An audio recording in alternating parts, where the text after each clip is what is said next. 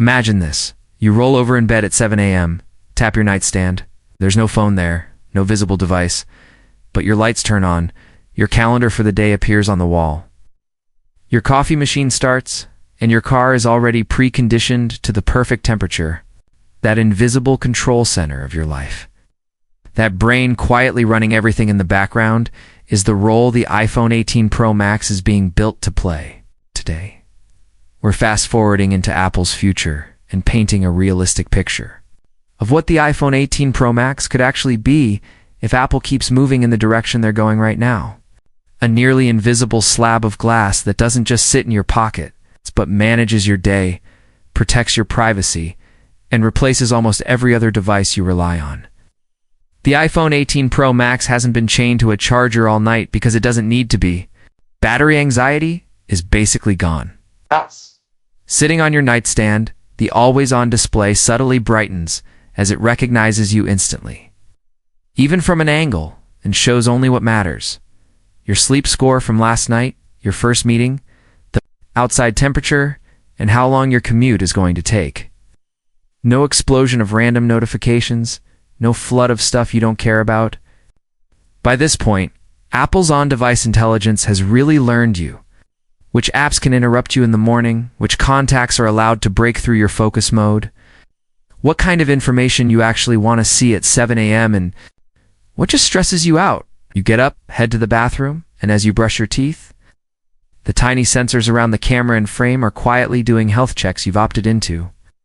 Heart rate trends, breathing patterns, maybe early signals, for things like sleep apnea or irregular heart rhythms, all processed right on the phone instead of some random server.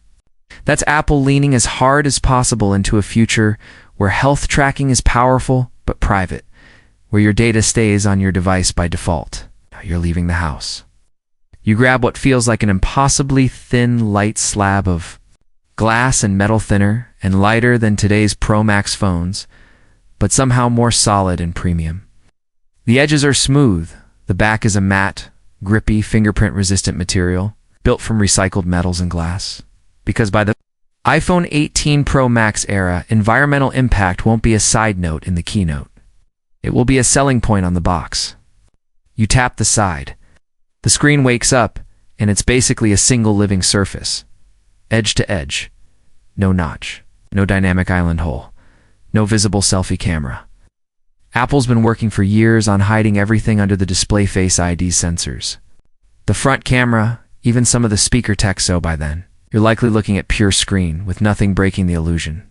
You open Maps to start your drive, but instead of staring down at the phone, you drop it into the car dock, and your route becomes something far more than a blue line. Using your car's cameras and sensors, the iPhone 18 Pro Max overlays arrows and directions onto the world itself, glowing turns that match the actual streets, highlights around the exact driveway you need to enter, and real-time alerts about hazards around corners you can't see yet. That's the next phase of Apple's AR push.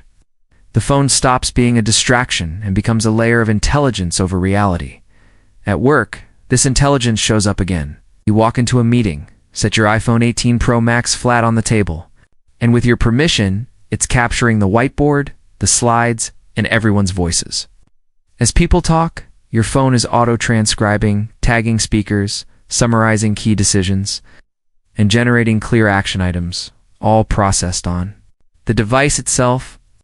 No uploading your boss's strategy session to a random AI company. No, your data may be used to improve our models. It's just a private, secure, powerful assistant locked to your hardware. This is clearly where Apple is headed. They make money selling premium devices, not your data, so expect the iPhone 18 Pro Max to double down on AI without surveillance. Later that day, you pull out your phone to shoot a quick video, maybe for TikTok, YouTube Shorts, or a client. The camera system on the 18 Pro Max will likely be where a lot of people decide to upgrade. Think about a larger main sensor for insane, low-light performance. So video at night doesn't look like noisy security footage, but like something shot on a professional camera. Think portrait mode that's no longer confused by glasses, hair, or pets. Stabilization so good you can run upstairs and your footage still looks like it was shot on a gimbal. Add to that AI-powered editing. You record a 45-second clip. Your iPhone automatically creates multiple versions, a cinematic cut with dramatic music, a vertical version ready for reels or shorts, and a slower, more emotional edit. Suggests captions, removes background noise, subtly cleans up blemishes and distractions in the background with a tap. It leaves you looking like yourself instead of a plastic filter. Zoom will be a big deal too. By then, expect Apple's periscope-style zoom lenses to be far beyond where they are now. With crisp photos from way across a stadium or concert, backed by computational photography that merges multiple frames into one ultra-sharp shot. Now think about what you probably care about most: battery and charging. Apple knows people are tired of micromanaging their phone's battery life. With the 18 Pro Max, the combination of far more efficient chips and smarter battery management means you can slam this phone all to social media, navigation, video games, and still get home with power left. Overnight charging anxiety basically gone, and ports? By that time, there's a very real chance the iPhone 18 Pro Max will be completely portless.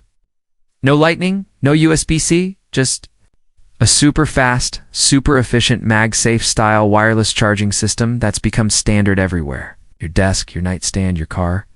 Reverse wireless charging will feel normal too. You'll casually drop your AirPods, your Apple Watch, or even a friend's phone on the back of your iPhone to top them up.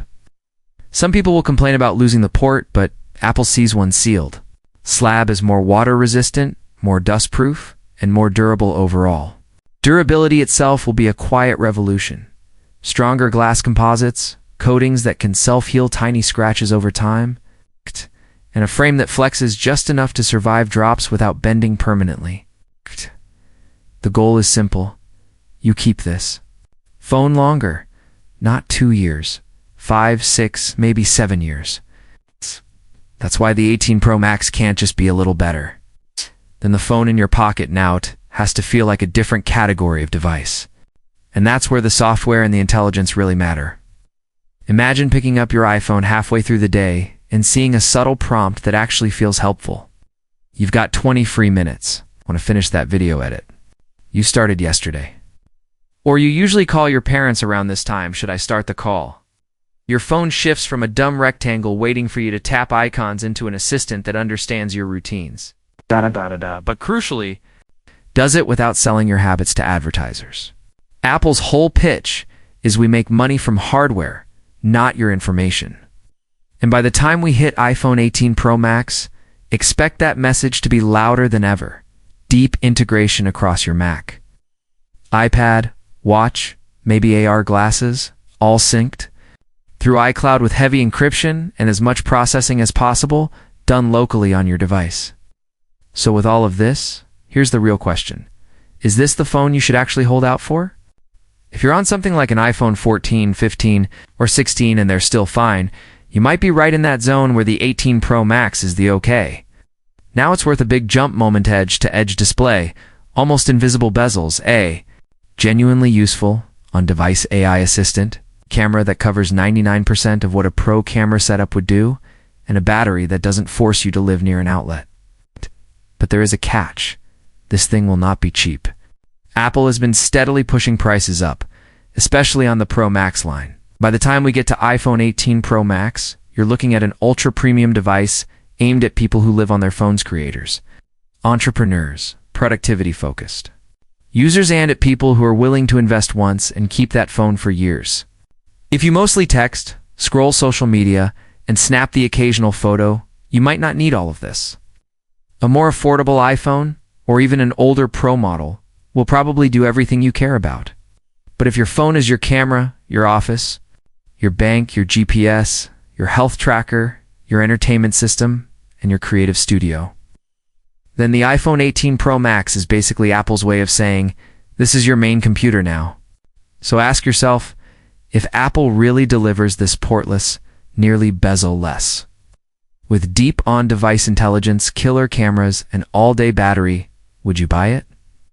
Does the idea of one device quietly running your whole digital life excite you?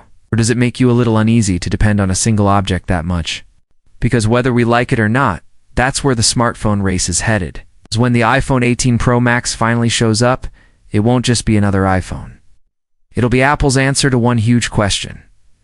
What does your entire digital life look like when it finally fits in the palm of your hand and almost